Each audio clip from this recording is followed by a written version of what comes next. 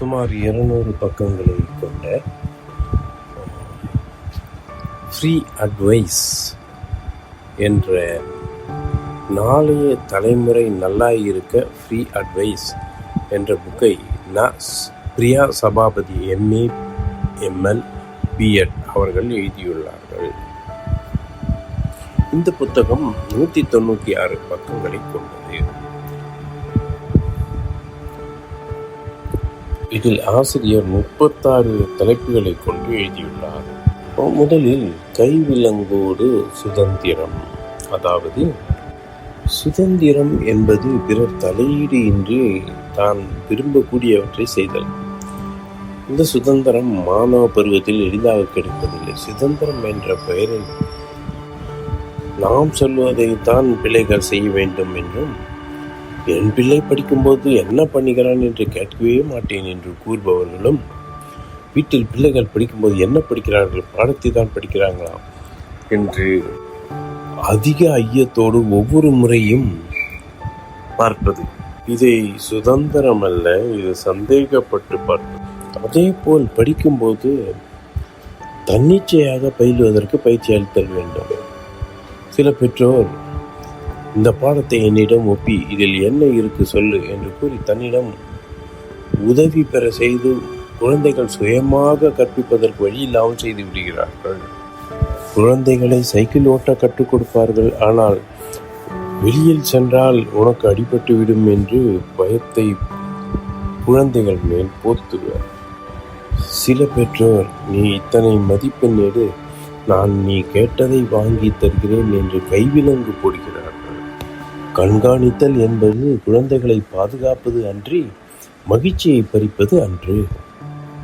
பெற்றோர்கள் பிள்ளைகளுக்கு சில வளர்க்கும் முறையில் தவறு செய்கிறார்கள். அவை உன் குடும்பத்து ஆட்களுக்கு எவ்வளவு சொன்னாலும் புரிய மாட்டேங்குது, இப்படி முட்டாள்தனமாக நடத்துகிறாங்களே என்று ஒருவருக்கொருவர் கூறும்போது உங்கள் பிள்ளைகள் உறவினர்கள் மீது எப்படி மதிப்பு தோன்றும்? பெற்றோர்கள் குழந்தைகளை திருத்தும் போது ஒரே விதமான கருத்தையே கூற வேண்டும்.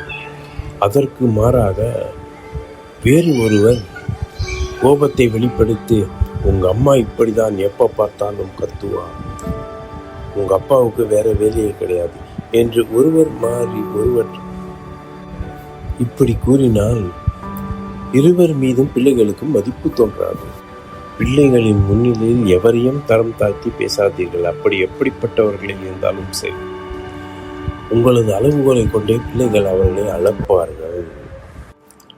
அடுத்து ஆசிரியர் கைப்பிடித்தலும் கை காட்டுவதும் குறித்து வித்தியாசம் கூறுகின்றார். அதாவது கை காட்டுவது என்பது குழந்தைகளின் ஆர்வத்தை கண்டுபிடித்து திறமையும் அவர்கள் லயிக்கும் தன்மையையும் அறிந்து விருப்ப பாடத்தை தேர்ந்தெடுக்கட்டும். இது காட்டுவது. உங்களின் எண்ணப்படி அவன் இந்த பாடம் படிக்க வேண்டும், இந்த கலை நிகழ்ச்சி செல்ல வேண்டும் என்று நீங்கள் கூட்டி செல்வது பிடித்து அழைத்து செல்வதாகும்.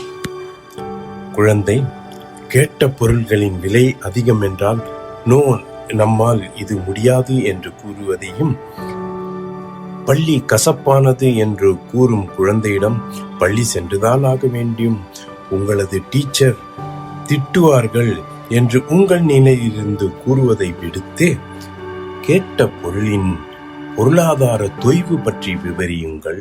காத்திருந்து பெற கற்றுக் கொடுங்கள். கல்வி கசப்பு அல்ல என்று கூறி கல்வியின் மூலம், பள்ளியின் மூலம் நண்பர்களை கிடைப்பார்கள், செய்திகள் அறியலாம் என்ற நேர்மறை எண்ணங்களை விதையுங்கள் என்று கூறுகிறார். குழந்தை சரியாக கணக்கு பாடம் போடவில்லை என்றால் சில குழந்தைகள் தாமதமாக கற்கும். அன்பு செலுத்தி நம்பிக்கை ஊட்டுங்கள். இவ்வாறு பகிர்தல் அவர்கள் வெகு சீக்கிரத்தில் நன்றாக செய்வார்கள்.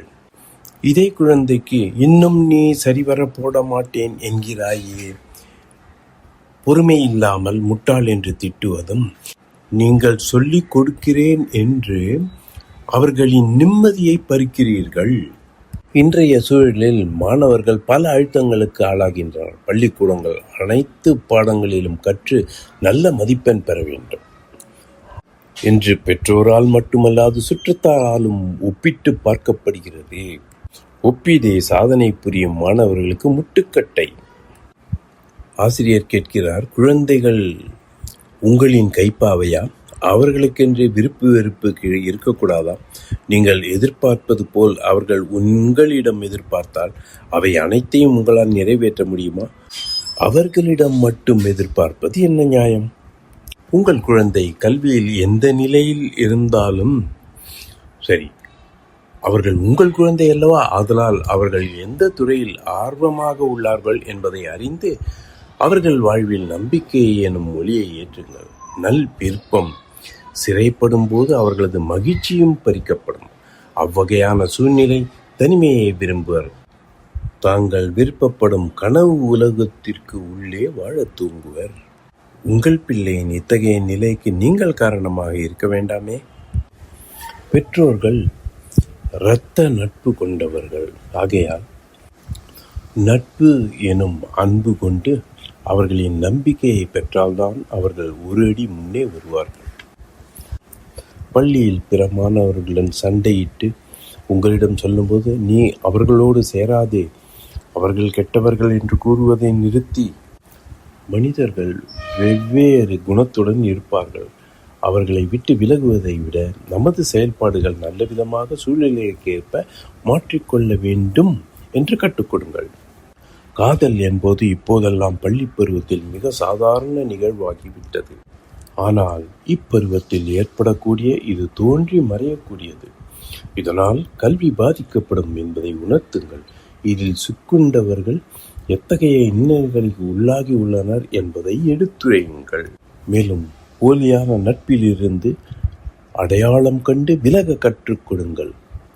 அதே நேரத்தில் உண்மையான நட்பை போற்றவும் கற்றுக் கொடுக்க மறக்காதீர்கள். மாணவர்களே, இந்த உலகம் ஒன்றும் மிக கடுமையானதில்லை. தாங்கள் இந்த பருவத்தில் கடினம் என எண்ணுவது கல்வியைத்தான். கல்வி ஒன்றும் கடினமானது அல்ல. தங்களுக்கு எத்தனை முறை படித்தால் நினைவு தங்குமோ அத்தனை முறை படியுங்கள். பிறருடன் உங்களை இணைத்து அவர்களால் நன்றாக படிக்க முடிகிறதே, என்னால் படிக்க முடியவில்லையே என்று கவலை கொள்ள வேண்டாம். உங்களால் இயன்ற அளவு உங்கள் அறிவை வெளிப்படுத்தினால் போதும். தங்களுக்கு எந்த துறையில் ஆர்வமும் பயிற்சியும் உள்ளதோ அதில் தங்களின் திறமைகளை வளர்த்து வெளிப்படுத்துங்கள். குறிக்கோள் இல்லாத வாழ்வும் பயணிக்கத்தான் செய்யும். உங்களுக்கான வாழ்விற்கு பிறர் வழிகாட்ட முடியுமே தவிர வாழ முடியாது. முதலில் குறிக்கோளை வகுத்துக் கொள்ளுங்கள். வெற்றிக்கான வழியை நீங்களே தேடுங்கள். பிறரது உதவியை பெற்றுக்கொள்ளுங்கள். 9ஆம் வகுப்பிலிருந்து அல்ல, 6ஆம் வகுப்பிலிருந்தே உங்களுக்கு அழகான பாதை காத்திருக்கும். எதிர்மறையான சிந்தனையுள்ள நபரிடமிருந்து விலகி இருக்காதீர்கள். அந்த சிந்தனை உங்களை பாதிக்காத வண்ணம் கற்றுக்கொள்ளுங்கள். பெற்றோர்கள் படிக்க வேண்டிய பாடங்கள் என்று ஆசிரியர் கூறுவது இது. குழந்தைகளுக்கு அறிவுரை கூறும் முன் நாம் அவற்றை முழுமையாக கடைபிடிக்கிறோமா என்று பார்த்து கொள்ள வேண்டும். குழந்தைகள் உலகில் எவ்விதம் வாழ வேண்டும் என்று நீங்கள் வழி காட்டவும் வேண்டாம், வழி வகுக்கவும் வேண்டாம். நீங்கள் அவர்கள் எவற்றை கடைபிடித்து வாழ வேண்டும் என எண்ணுகிறீர்களோ அவ்வாறு நீங்கள் வாழ்ந்து காட்டினால் போதும். குழந்தைகள் நம்பிக்கை சிறகுகள் என்கிறார். குழந்தைகள் எதிலும் தோற்று போகக்கூடாது என்று பெற்றோர்கள் அவர்களின் தேவைகளையும் வேலைகளையும் தானே செய்வர். தன்னிச்சையாக குழந்தைகளை செயல்பட விடுவதில்லை. இது அவர்களை கோழைகளாக்கிறது என்கிறார். குழந்தைகள் எல்லா போட்டிகளிலும் கலந்து கொள்ளுமாறு வற்புறுத்தாதீர்கள். போட்டியின் மீதுள்ள விருப்பத்தை தாண்டி அவர்களுடைய நம்பிக்கை தளரக்கூடும். தங்களால் இயலாத நிலையில் தோற்கும் போது உங்களை எதிர்கொள்ள அச்சப்படுவர். நம்பிக்கையை திணிக்கிறேன் என்று அச்சத்தை உண்டாக்குவதற்கு நாம் காரணமாக வேண்டாம் என்கிறார். நடுநிலை பள்ளிக்குள் காலடி எடுத்து வைக்கும் மாணவர்கள் தங்கள் உண்மையான மனம், செயல்பாடுகள், திறமை ஆகிய அனைத்தும் முழுமையாக வெளிப்படுத்துகிறார்கள். இந்த பருவத்தில் தான் உடல் மனமாற்றம் ஏற்படுகிறது. தான் என்ற எண்ணம் பல மாணவர்களுக்கு இந்த பருவத்தில் தான் வருகிறது. தங்களுடைய உடை, சிகை அலங்காரம் அவற்றை மற்ற நண்பர்களை பார்த்து மாற்றிக்கொள்கின்றனர். வசதி வாய்ப்புள்ள நண்பர்களைப் போல தானும் செயல்பட்டு பின்னர் அது இயலாமல் போய் ஏமாற்றமும் அடைகின்றனர். 6ஆம் வகுப்பில் வராத அச்சம் கல்வியின் மேல் 8ஆம் வகுப்பில் எட்டி பார்க்கும். இந்த பருவத்தில்தான் அவர்கள் குழு ஆதிக்கத்தால் ஈர்க்கப்படுவர். ஆசிரியரை எதிர்த்து குரல் கொடுக்கவும் துணிவர். எல்லா விஷயங்களும் துணிந்து செயல்படும் போது சிலர் அதில் ஏமாற்றம் அடைந்து குழுவினரால் ஒதுக்கப்பட்டு மன அளவில் பாதிக்கப்படும் நிலையும் அவர்களுக்கு உருவாகிறது. இந்த பருவத்தில் தான் மாணவர்கள் ஆசிரியரும் தங்களுடன் வகுப்பில் பெற்றோர்களும் தங்களுடன் நட்பாக பழக வேண்டும் என்று எதிர்பார்ப்பர். நியாயமான கருத்திற்கு மதிப்பளிக்க வேண்டும் என்று விரும்புவர். இதை நடைபெற்றால் வாழ்வில் மிகப்பெரிய சிறந்த மாற்றம் உண்டாகும். இல்லையென்றால் ஏமாற்றத்தால் தவறான வழிக்கு செல்லவும் நேரிடும். இது நேரங்களில் பெற்றோர்கள் குழந்தைகளுக்கு படிப்பு என்ற முக்கியத்துவம் அதிகம் கொடுக்காமல் சில நேரங்களில் அவள் விருப்பப்படும் பாடல்களை கேட்க அனுமதியுங்கள். விரும்புபவற்றை மனம் திறந்து பேசவும் தடையின்றி அனுமதியுங்கள். இவை மாணவர்களின் மனச்சோர்வை நீக்குகிறது. இங்கே மாணவர்களின் பிரச்சனைகளை விவரிக்கிறார். பெற்றோரின் விருப்பப்படி அவர்கள் விரும்பும் பள்ளிக்கூடத்தில் படிக்கின்றனர். மதிப்பெண் பெறுவதற்கு தனி பயிற்சி பள்ளிக்கூடம் செல்ல வேண்டியதாக இருக்குது. பள்ளிக்கூடத்தில் ஆசிரியர்கள் கூறுபவைகளை கேட்க வேண்டியதாக இருக்குது. நண்பர்களுடன் பழகும்போது அவர்களுடன் பிணக்கு ஏற்பட்டால் மனம் கோணாமல் பழக வேண்டியுள்ளது. அனைத்து தகவல் தொடர்பு சாதனங்களையும் தெரிந்து கொள்ள வேண்டியிருக்கிறது. இதுபோல வரையறுக்குட்படாத பல உள்ளன. இவற்றையும் தாண்டி தங்களை சந்தோஷமாக வைத்துக் கொள்வதையும் செய்கின்றனர். இந்த நேரத்தில் மாணவர்கள் நேர்மறையான எண்ணங்களையே எதிர்பார்க்கின்றனர், பாராட்டுகளையே எதிர்பார்க்கின்றனர். எதிர்மறை எண்ணங்களை வளர்க்க விட மாட்டார்கள். தன்னை பாராட்டுபவர்களை மிகவும் நேசிப்பார்கள், அன்புடன் வைத்திருப்பார்கள். பாராட்டும் பெற்றோர்களின் குழந்தைகள் தன்னம்பிக்கை அடைகின்றன. திட்டி வளர்க்கப்படும் குழந்தைகள் அவற்றை இழக்கின்றன. ஆசிரியர்கள் மாணவர்களுக்கு கற்றுக் கொடுக்கும் போது மாணவர்கள் விரும்பும் வழியில் நடைமுறை வாழ்க்கை முறையிலும் அமைத்தால் நன்றாக இருக்கும். உதாரணமாக நீதி கதைகள் நடத்திய பின்னர் இந்த கதை உணர்த்தும் நீதி என்ன என்று கேட்பதற்கு பதிலாக இக்கதையானது எதை உணர்த்துவதாக கூறப்பட்டது என்று கேளுங்கள். அதேபோல் கேட்கும் கேள்விக்கு மாணவர்கள் பதில் கேட்க விடாமல் கூச்சலிடும் போதே வகுப்பறையில் அமைதியாக இருங்கள் என்று கூறுவதை விடுத்து பிறர் கூறும் பதிலுக்கு மதிப்பளிக்க அமைதியாக கேட்டால் தானே முடியும் என்று விவரம் கூறுங்கள். இவற்றிலிருந்து நீங்கள் பெற்றுக்கொண்டவை எவை, விளக்க வேண்டியவை எவை என்று உரையாடல்களை உற்சாகப்படுத்தினால் பேசும் திறனும் வரும், அவர்களுடைய கவனிப்பும் அதிகமாகும்.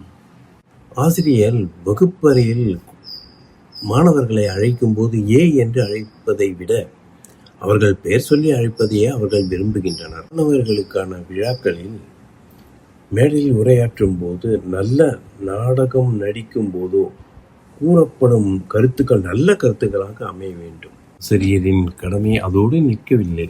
மாணவர்களோடு உரையாடும் போது நீங்கள் இங்கு வகுப்பில் என்ன மகிழ்ச்சியாக இருக்கிறது என்று கேட்கும்போது அவர்கள் பள்ளியில் உண்பது மகிழ்ச்சியாக இருப்பது என்றும் நண்பர்களுடன் விளையாடுவது மகிழ்ச்சியாக இருக்கிறது என்றும் கூறலாம்.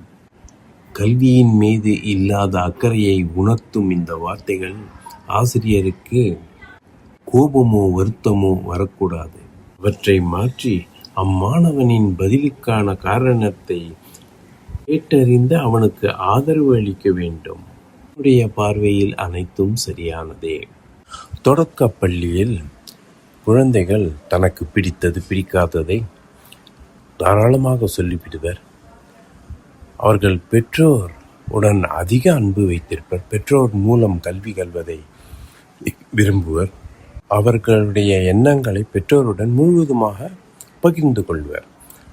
நடுநிலை பள்ளி சென்றவுடன் நண்பர்கள் முக்கியமாகப்படுவர். நண்பர்களுடனே அதிகம் பழகுவர். பெற்றோரும் ஆசிரியரும் பின்னுக்கு தள்ளப்படுவர். இவர்கள் மனதின் மாற்றமே காரணம். அப்போது கற்றலில் கவனக்குறைவு வரும். மற்றவர் தன்னை மதிக்க வேண்டும் என்ற விருப்பமும் வரும். மதியாதவர்களை தாங்களும் மதிக்க மாட்டார்கள். இவர்களுக்கும் ஆசிரியர்களுக்கும் இடைவெளி பெரிதாகும். கற்பித்தலுக்காக மட்டுமே ஆசிரியர்களை ஒரு கருவியாக வைத்திருப்பர். அதாவது மடிக்கணினி வந்தவுடன் அவற்றின் மூலமும் கற்க ஆரம்பித்தவுடன் ஆசிரியரை கற்பித்தலுக்கு உதவுவதற்கு மட்டுமே வைத்திருப்பர். தங்களை சக மாணவர்களுடன் முதன்மையாக காட்டிக்கொள்ள விருப்பப்படுவர். குழந்தையாக இருக்கும்போது தான் வேண்டும் பொருளை அடைவதற்கு அடம் பிடிக்கிறது. தேவையற்றதற்கும் அதன் எல்லையை தாண்டும் பொழுதும் பித்து என்ற நிலையை அடைகிறது. தான் விரும்பும் ஆடையை வாங்குவதற்கு பெற்றோரிடம் அடம் பிடிக்கும்போது, எனக்கு பிடிச்சதை செய்ய வேண்டியது தானே, மற்ற பிள்ளைக்கு என்னவெல்லாம் செய்கிறாங்க, நீங்களும் தான் இருக்கீங்களே என்று வார்த்தையை கொட்டி நினைத்ததை பெற்றோரின் பெற்றுக்கொள்வர். இதே சமயம் பெற்றோர்கள் தான் விரும்பும் ஆடையை குழந்தைகள் அணிய வேண்டும் என்று எண்ணுவர். கோபத்தை அவர்கள் மீது செலுத்துவர். விவாதம் பிடிப்பதில் குழந்தைகளும் பெரியோர்களுக்கு நிகராகவே உள்ளனர். பெற்றோர்களோ நண்பர்களுடன் விளையாடுதல், அவர்களை தேர்ந்தெடுத்தல், படித்தல் நேரம் ஆகியவற்றை பெற்றோர் நினைத்த நேரத்தில் செய்ய வேண்டும் நினைப்பர். ஆனால் குழந்தைகளோ தான் நினைத்த நேரத்தை இதெல்லாம் செய்வது என்று செய்வர். பெற்றோர்களோ குழந்தைகளின் பிடிவாதத்தை தாக்கு பிடிக்காத நிலையில் நீ செய், என்ன வேண்டுமோ செய் என்று கூறிவிடுவர். இல்லை என்ற மறுப்பை இளம் வயதில் கேட்டறியாத குழந்தையானது வளர்ந்த பின்னும் அதே நிலையில் இருப்பார். அவர்களது கருத்து பிறரால் நிராகரிக்கப்பட்டு வளரும் குழந்தைகளால் தாங்கிக் கொள்ள இயலாது. தான் நினைத்ததை பெற கத்தி அழுது கூப்பாடிட்டு தான் விரும்பியவற்றை பெற்றுக்கொள்வர். அவர்கள் கேட்டது நிறைவேறும் வரை இந்த பிடிவாதம் தொடரும்.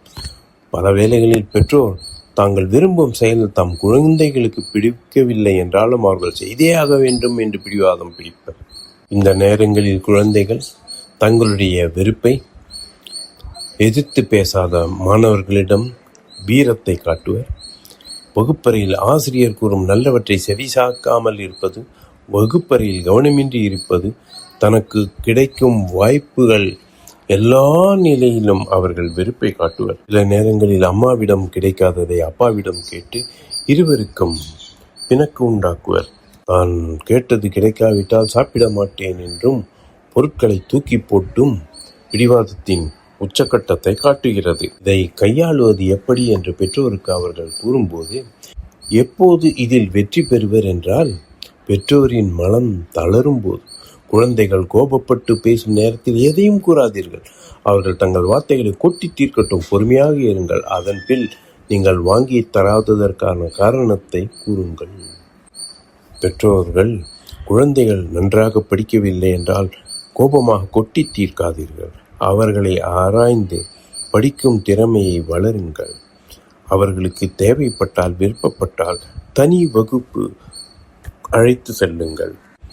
தேவையற்ற எந்த பிடிவாதமும் 15 நிமிடங்களுக்கு மேல் நீடிப்பது உளவியல் சார்ந்த பிரச்சனைகளாகும். இது காலம் தள்ள தள்ள வயது ஆக ஆக மேலும் நேரம் அதிகரிக்கும். இந்த குணம் இவர்களுக்கு குற்ற உணர்வையும் இயலாமை போன்றவற்றால் பாதிப்பும் அடையக்கூடும். பிடிவாத குணமானது பிறரை அனுசரித்து செல்ல வேண்டும் என்ற எண்ணத்தை தராது. பிறரின் தோல்வி, மனக்காயம் ஆகியவற்றை குறித்து சிந்திக்காது சுயநலத்துடன் வாழவும் தொடங்கிவிடுவர். சில நேரங்களில் பிடிவாத குணமானது வெற்றியை தீர்மானித்தாலும் அது பிறருக்கு வருத்தத்தையும் துன்பத்தையும் தருவதாக அமைதல் நல்லது அன்று.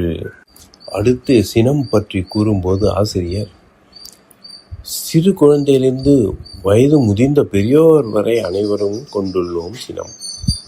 நமது சொல்லை நாம் வடிகட்ட வேண்டும். எந்த சொல்லாவது நாம் விரும்பாத ஒன்றோ அதை நாம் பிறருக்கு கூறக்கூடாது. கோபம் கொள்ளாமல் வாழ இயலாது. ஆனால் கோபத்தை வார்த்தைகளில் கொட்டும் முன் கவனம் தேவை. தேர்ந்தெடுத்த வார்த்தைகளின் மூலம் நமது எண்ணங்களை வெளிப்படுத்த வேண்டும். இந்த சினம் வீண் விவாதம் செய்ய தூண்டும். சினம் கொள்ளும் போது அதனுடன் விவாதம், பிடிவாதம் இரண்டும் ஒட்டுக்கொள்ளும். இரண்டையும் ஒன்றையொன்று பிரிக்க முடியாததாக மாறிவிடும். சினத்தால் மனத்தை மூடிக்கொண்டு தான் செய்வது தான் சரி என்று விவாதம் செய்யும் போது எதில் தரப்பில் உள்ளவர்களுக்கு அது வேதனை அளிக்கும். சினத்தில் உள்ளவர்கள் அந்த நேரத்தில் தங்களின் மன சமநிலையை இழந்து விடுகிறார்கள். தங்களை சுற்றியுள்ளவர்கள், உறவினரோ நண்பரோ குடும்பம் போன்ற எல்லாவற்றையும் மறந்து விடுகிறார்கள். விவாதம் செய்வதை தவிர்த்து அவர்களின் கோபம் தணிந்த பிறகு எடுத்து கூறலாம். அவர்கள் தங்கள் கோபத்திலிருந்து வெளியேறுவதற்கு முன் நாம் அவர்களின் கோபத்தை தூண்டும்படி செய்தலும் கூடாது. உங்கள் பிள்ளைகள் மீது அடிக்கடி கோபம் கொள்ளாதீர்கள். அடிக்கடி கோபம் நம் மதிப்பை குறைத்துவிடும். நீங்கள் கோபப்படுவதால் பின்னாளில் நீங்கள் உங்கள் பிள்ளைகளிடம் கோபப்படுதல் தவறு என்ற அறிவுரை கூட முடியாமல் போய்விடும். அடுத்து ஆசிரியர் விளையாட்டின் வழி கற்பித்தல் அவற்றை பற்றி கூறுகிறார். அதாவது செயல் வழி கற்பித்தல் மட்டுமல்ல, கற்பித்தலை மேலும் எளிமையாக்குதலாகும். மாணவர்களை தேட செய்வதன் மூலம் கற்பித்தல் எளிமையாக்கப்படும் என்கிறார். ஆசிரியர்கள் வகுப்பறையில் மாணவர்களுக்கு விடை தேடி கண்டு வருமாறு விண்ணப்பிக்கலாம். விடை கண்டுபிடிப்பவர்களுக்கு பரிசளிப்பதாக கூறக்கூடாது. காரணம், அவர்களுடைய கவனம் பரிசின் மேல் போய்விடும். ஆகவே கவனமாக மாணவர்களை தேடுதல் வேட்கையை ஆரம்பிக்குமாறு தூண்டிவிடலாம், உற்சாகப்படுத்தலாம். உதாரணமாக, ஆசிரியர் அறிவியல் பாடம் நடத்தும் போது இதை கண்டுபிடித்தவர் பற்றி விவரம் கூறும்போது, இதே சமய காலத்தில் வேறு என்ன கண்டுபிடிப்புகள் இருக்கிறது என்பதையோ, அல்லது அந்த நாட்டில் மிகச்சிறந்த அறிவியலர்கள் வேறு யார் என்றும் கேட்டறிந்து அவர்களை கூற சொல்லலாம். மொழியியல் பாடம் நடத்தும் போதும் ஒரு சில உதாரணங்கள் கொடுக்கிறார். அதாவது, வன்மை என்ற சொல் 2 அர்த்தங்களை கொடுக்கும். 3 சுழி ந என்பது பொருளின் கொடைத்தன்மையையும், 2 சுழி ந என்பது பழி, பாவம், கோபம் இவற்றை குறிக்கும். இதை மாணவர்களிடம் தெரிவிக்கும் போது 3 சுழி ந வரும் வன்மை பெரிய உள்ளம் கொண்டவர்களுக்கு மட்டுமே வரும் என்று ஒரு இணைப்பை உருவாக்கலாம். காரணத்தை அவர்கள் மனதில் ஆழமாக பதிக்கலாம். இவை நினைவாற்றலையும் எழுத்துக்களை பிழையின்றி எழுதும் வன்மையையும் மாணவர்கள் பெறுவர். தீர்வுக்கான செயல்பாடுகளையும் மாணவர்கள் வழி வெளிக்கொணரலாம். அதாவது, நீ விரும்பும் நல்ல பண்புகள் எவை? நம்மை சுற்றி எவை மாற வேண்டும்? உன் வகுப்பறையில் அனைவராலும் நேசிக்கப்படும் மாணவரின் நற்பண்புகள் யாரு? என்று இது போன்ற கேள்விகள் அமையும் போது மாணவர்களின் மனத்திலிருந்து கண்டிப்பாக உண்மை மட்டுமே வெளிப்படும். சமுதாயம், வகுப்பறை, மனித ஒழுக்கங்களை குறித்து எழுதும்போது அவர்கள் மனத்தில் மாற்றம் ஏற்படும். தன்னையும் இவ்விதம் மாற்றிக்கொள்ள வேண்டும் என்பதை அவர்கள் கண்டிப்பாக உணர்வர். இதுவும் ஒரு வகையில் இல்லை, இவை மனதிற்குள் தேடி ஓடி கண்டறிந்து வெளிக்கொணர்வதாகும். 6வது வகுப்பிற்கு மேல் மாணவர்களிடம் பட்டிமன்றம் நடத்தலாம். வகுப்பறையில் குழுவாக இணைந்து செயல்பாடுகளை செய்யும் போதுதான் மாணவர்களுக்குள் இணக்கம் ஏற்படும். ஒருவருக்கு புரியாதனவற்றை மற்றவர் கற்றுக் கொடுப்பர். தங்கள் குழு வெற்றி பெற வேண்டும் என்ற முனைப்புடன் செயல்படுவதால் ஒவ்வொருவரும் புது கருத்தினை கூறுவர். இவர்களின் சிந்தனை திறன் மேம்பட்டு காணப்படும் என்பதில் எல்லளவும் ஐயமில்லை. அடுத்ததாக ஆசிரியர் செயல்படும் முன் சிந்திக்கவும் என்றது பற்றி விவரிக்கிறார். அதாவது, பிள்ளைகள் நடக்க ஆரம்பிக்கும் போது கீழே விழும். கீழே விழுந்தவுடன் பெற்றோர்கள், அருகிலுள்ள பெரியவர்கள் தரையை அடி என்று கூறுவார்கள். இது தமது தவறுக்கு பிறரை குற்றம் சொல்லலாம் என்ற பக்குவத்துக்கு அழைத்து செல்கிறது. குழந்தைகள் இதை நேரடியாகவும் மறைமுகமாகவும் இவற்றை பழக்கப்படுத்திக் கொள்கின்றனர். விவரம் தெரியாத குழந்தைக்கு ஆறுதல் படுத்தினாலே போதுமானது. இந்த பழக்கத்தை விட வேண்டும். ஆசிரியர்கள் ஒவ்வொரு நிமிடமும் சிந்தித்து செயல்பட வேண்டும். ஒவ்வொரு செயல்பாடும் சிறு வயதில் உள்ள குழந்தைகளுக்கு நேர்மறை சிந்தனைகளாக இருக்க வேண்டும். ஒரு மாணவரை குறித்த எதிர்மறையான சிந்தனைகளை பிறர் மனதில் பதிய செய்யுமாறு உங்களது வார்த்தைகள் ஒருபோதும் அமைந்துவிடக்கூடாது. அவ்வாறு நிகழும்போது மாணவர்களின் மத்தியில் நன்மதிப்பை பெற இயலாது. தற்கால சூழலில் மாணவர்களே, இந்த மாணவ பருவத்தில் புரியக்கூடிய அனைத்தையும் உங்களுக்கு அழகானதாகவே தோன்றும். ஆனால் அவற்றில் எவையெல்லாம் சரி எவையெல்லாம் தவறு என்று ஆராயும் போது அவற்றில் உள்ள உண்மைகள் உங்களுக்கு புறப்பட்டாலும் சில நேரங்களில் உங்கள் மனம் அந்த உண்மைகளை ஏற்றுக்கொள்ள மறுக்கும். உங்கள் மீது பெற்றோர்கள் கொண்ட எதிர்பார்ப்பு தவறில்லை. அதை நீங்கள் பல நேரங்களில் கவனிக்க தவறுகிறீர்கள். அதுதான் தவறு. நண்பர்களை தேர்ந்தெடுக்கும் போது செல்வந்தர்களோ அல்லது புத்திசாலிகளோ என்று கவனிக்க தேவையில்லை. குணநலன்கள் கொண்ட நண்பராக தேர்ந்தெடுங்கள். உங்களுடைய ஒவ்வொரு செயல்பாட்டிலும் இந்த சமுதாயத்திற்கு நீங்கள் மட்டும் பதில் கூற மாட்டீர்கள், உங்கள் பெற்றோரும் பதிலும் அதில் அடங்கி இருக்கிறது. இந்த இளம் பருவத்தில் உங்கள் நண்பர்களுக்காக எதையும் செய்ய துணிவீர்கள். அவர்கள்தான் உங்கள் உலகில் என்று என்று இப்பருவத்தில் தேவையற்ற அவர்களின் எந்த செயலுக்கும் துணை நிற்காதீர்கள். அது உங்களை மட்டும் துன்பத்தில் ஆழ்த்தாது, உங்கள் பெற்றோரையும் பாதிக்கும் என்று நினைவில் கொள்ளுங்கள். ஆசிரியர்கள் உங்கள் வயதை பருவத்தை கடந்து வந்தவர்கள். உங்களின் எண்ண ஓட்டத்தை அவர்களாலும் அறிந்து கொள்ள முடியும். உங்களின் மன வருத்தத்தை அவர்களுடன் பகிர்ந்து கொள்ளுங்கள். உங்களுக்கு அவர்கள் ஊற்ற வழிகாட்டவும் செயல்படுவர். இதேபோல் ஆசிரியர்கள் உங்கள் தேர்வுத்தாளில் அதிக மதிப்பெண் போடவில்லை, குறைவாக போட்டிருந்தால் நீங்கள் ஆசிரியரிடம் கேட்டு என்ன தவறு என்று புரிந்து கொள்ளுங்கள். மற்றபடி மதிப்பெண் குறைந்தால் உங்களது பெற்றோர் உங்களை கண்டிப்பர். ஆசிரியரிடம் கெஞ்சுவதோ சண்டையிடுவதோ தவறு.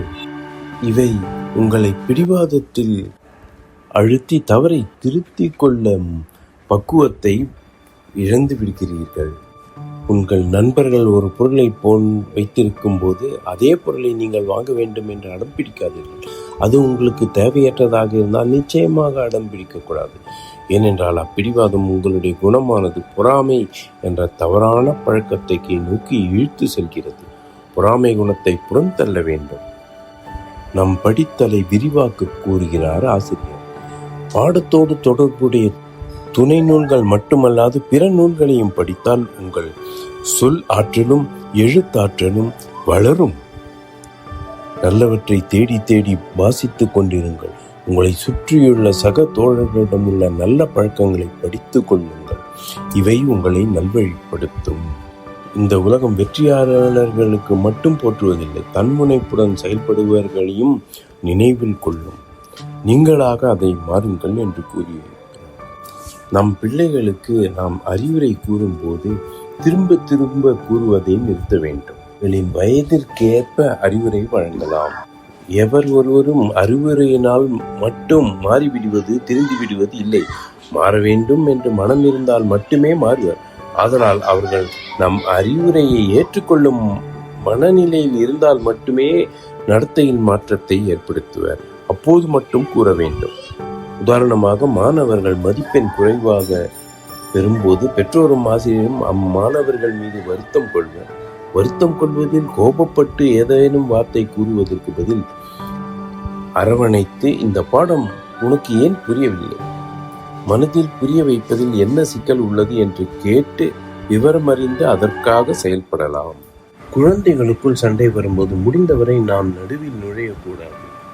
சில நாட்களில் அவர்களே ஒருவருக்கொருவர் விட்டு கொடுத்து விளையாடும் பக்குவம் அடைவார்கள்.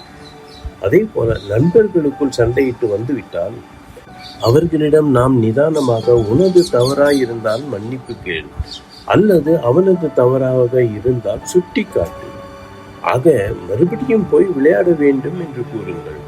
ஓடி வந்து விடுவது அவர்களை அவமதித்ததாகி விடும் என்று கூறுங்கள்.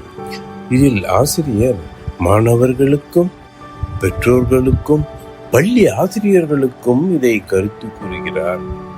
இதை அனைவரும் படித்து வேண்டிய கருத்துக்களால் செறிவிட்டுக் கொள்ளலாம். நன்றி. இதை கேட்டு அனைவரும் இன்புற வேண்டுகிறேன். நன்றி.